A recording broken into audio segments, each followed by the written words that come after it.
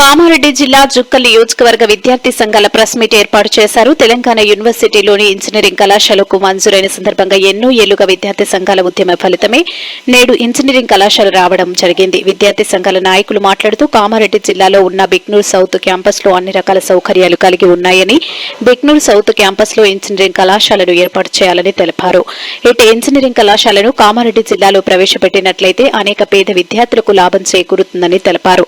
ఈ కార్యక్రమంలో విద్యార్థి సంఘాల నాయకులు బాలాజీ, బొంపెల్లి వార్ విజయ్ కుమార్, ఫిర్దోస్, అజయ్, గజానంద్, పండరి, నేరేడి రాజు, సల్మాన్ తదితరులు పాల్గొన్నారు.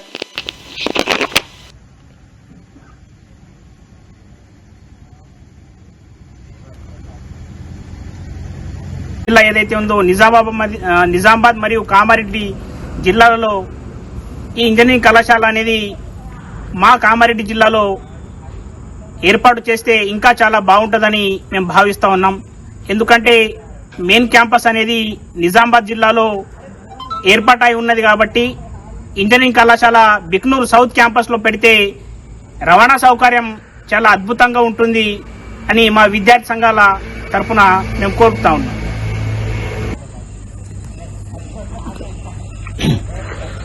నిజామాబాద్ డిస్టిక్ కేటాయించినటువంటి ఇంజనీరింగ్ కళాశాలను కామారెడ్డి డిస్టిక్ లో ఉన్నటువంటి తెలంగాణ యూనివర్సిటీ సౌత్ క్యాంపస్, దాని యొక్క చరిత్ర చాలా పెద్దది ఉన్నది.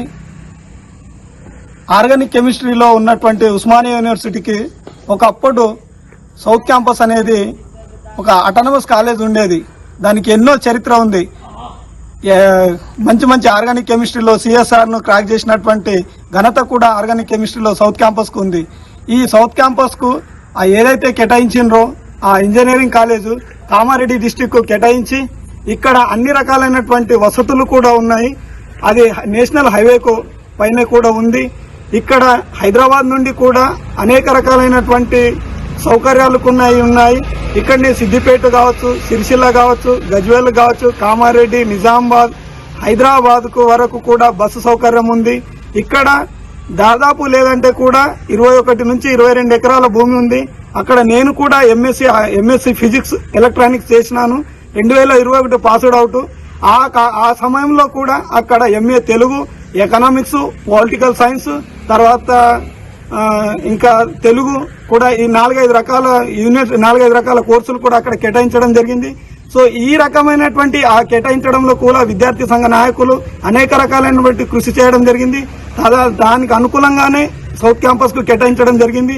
సో ఈ ఏదైతే కాలేజ్ ఇంజనీరింగ్ కళాశాల ఉందో ఈ దాన్ని కూడా అక్కడ కేటాయిస్తే మేము అందరము చాలా సంతోషంగా మేము ఫీల్ అవుతామని కోరుకుంటున్నాం. పూర్వ విద్యార్థుల మా యొక్క డిమాండ్ ఏంటంటే ఏదైతే ఇంజనీరింగ్ కళాశాల ఉందో మా క్యాంపస్ కు కేటాయించాలని మేము తెలంగాణ ప్రభుత్వానికి కావచ్చు, అదేవిధంగా అన్ని విద్యార్థి సంఘ నాయకులను తరపున కూడా మేము కోరుకోవడం జరుగుతుంది.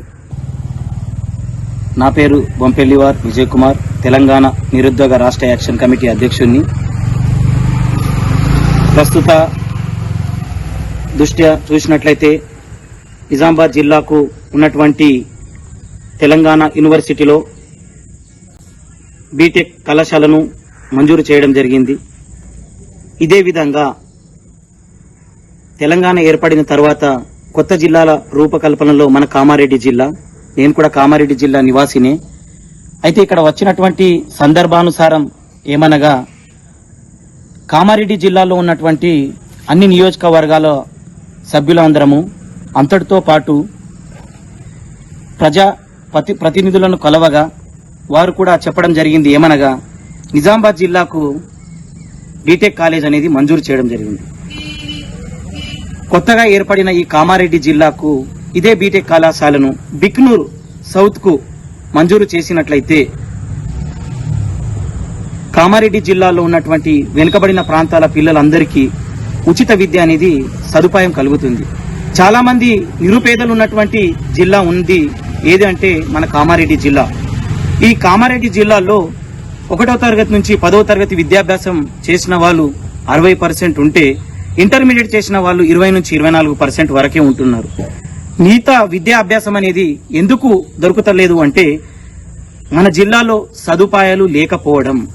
కాబట్టి కొత్తగా ఏర్పడినటువంటి కామారెడ్డి జిల్లాకు ఈ బీటెక్ కళాశాలను మంజూరు చేస్తే ఎంతో మంది ఇంజనీర్లను రూపుదిద్దే అవకాశంలో ఉంటుందని మన ప్రభుత్వం కూడా, ప్రభుత్వంలో ఉన్నటువంటి ఉన్నత అధికారులు కూడా ఈ కామారెడ్డి జిల్లా ఏర్పడినటువంటి నూతన జిల్లాకు పైన చిత్తశుద్ధి పెట్టగలరని మీరు అనుకుంటే ఏదైనా సాధ్యమవుతుంది సార్. ఎందుకంటే పిల్లలు చాలా పేదవాళ్ళు కాబట్టి ఈ విద్యార్థి సంఘ నాయకులు